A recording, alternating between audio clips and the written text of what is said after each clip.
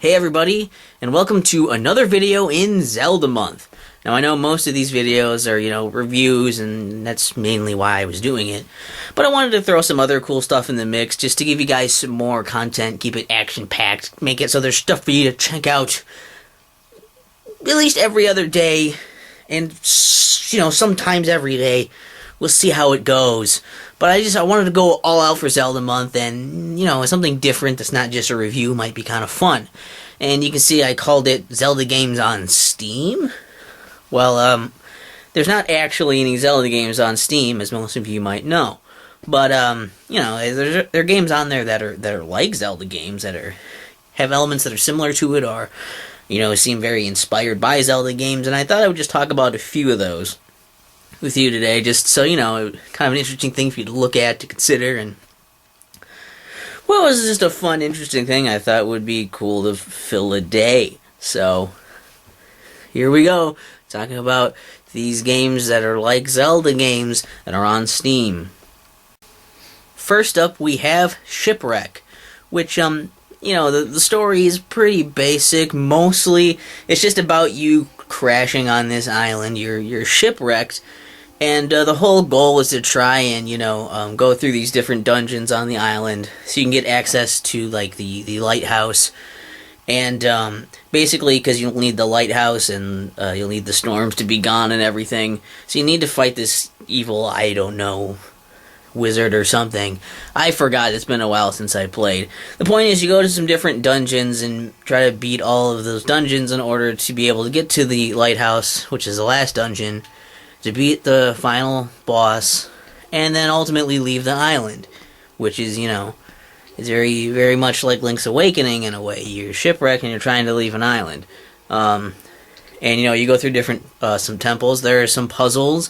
There are some cool boss fights. You can get, gold, and you can buy some equipment and stuff with that. There are a few secrets for you to find.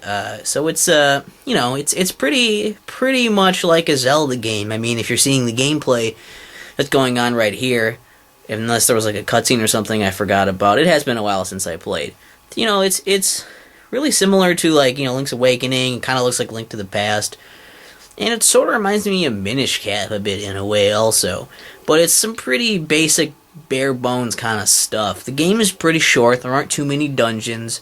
There aren't, like, loads of different items for you to get or upgrades. There aren't a whole lot of secrets. And, a lot of the puzzles and the combat are pretty shallow. So it's really not a great experience, but it's still a cool little game. I mean, if you like Zelda games, and, you want to spend, I think it's like $3 is all it costs. So even if you want to, like, wait for it to go on sale, if you think that's too much, like, that's not too bad of a price.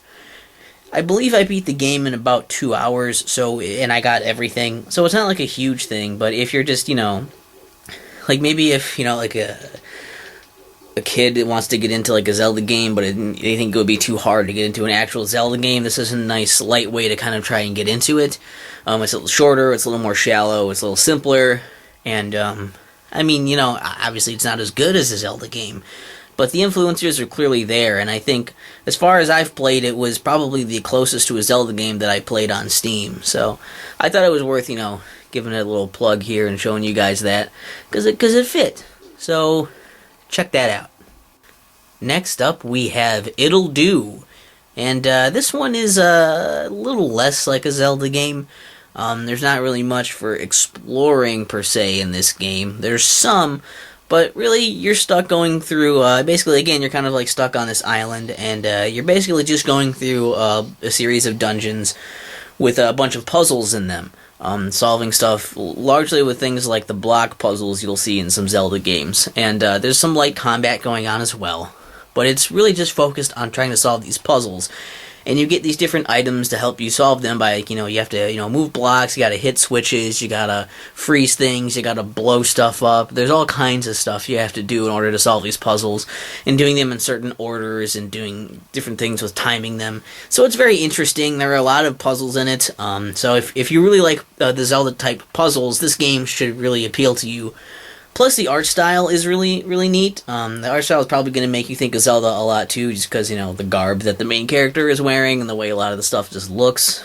It's all, like, hand-drawn looking stuff. It's it's a pretty game, and there's also some like goofy humor going on in it, so that was appreciated.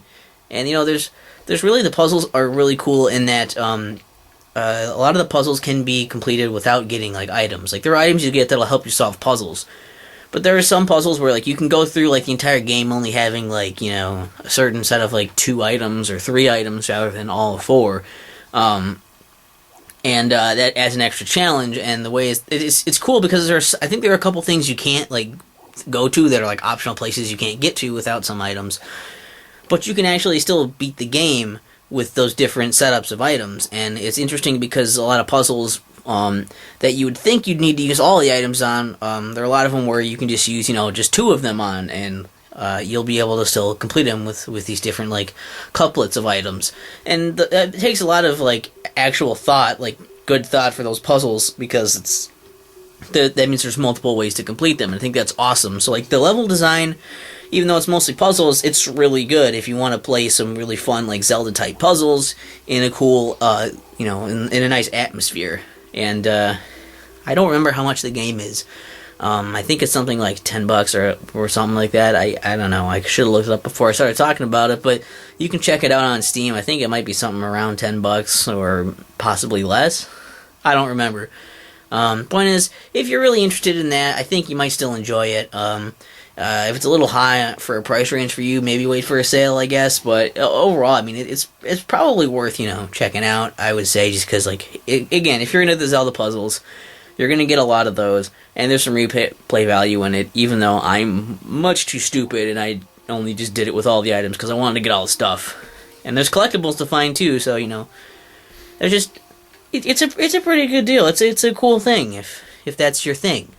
Which, if you're watching this video as part of Zelda Month, I'll assume that might kind of be your thing. Yeah.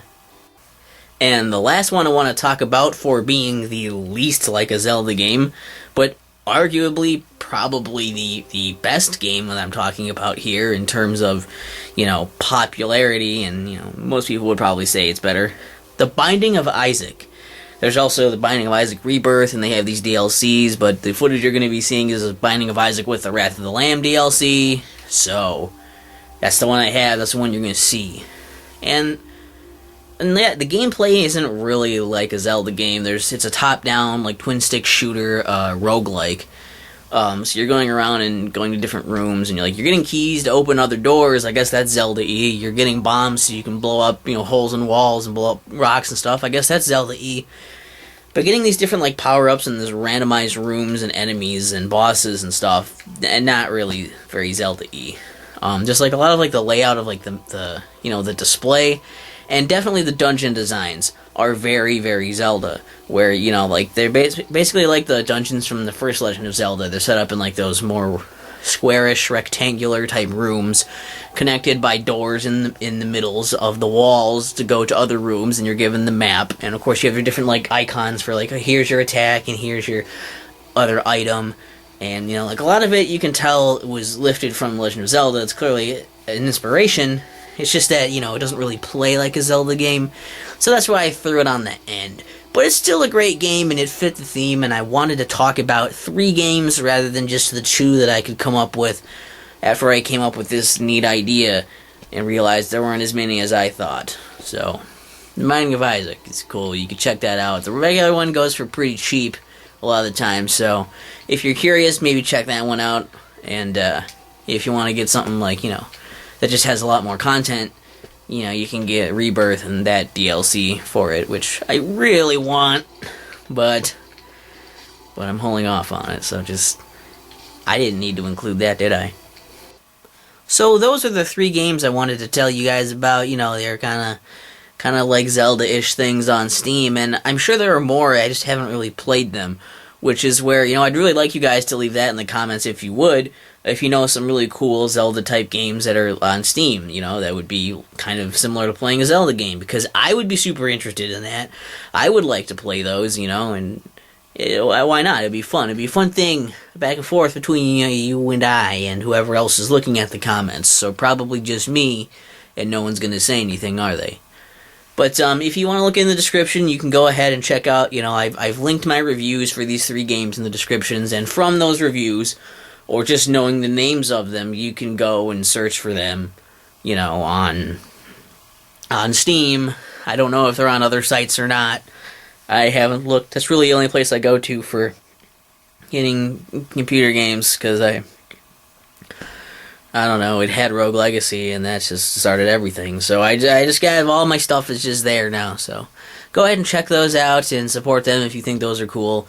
Let me know what you think of those games if you played any of them, and or if you do play them after that, and come back here and tell us what you think of them. See if it's worth getting or not. Just have a thing. Let's have a back and forth. Let's try to act like we're a community here, okay?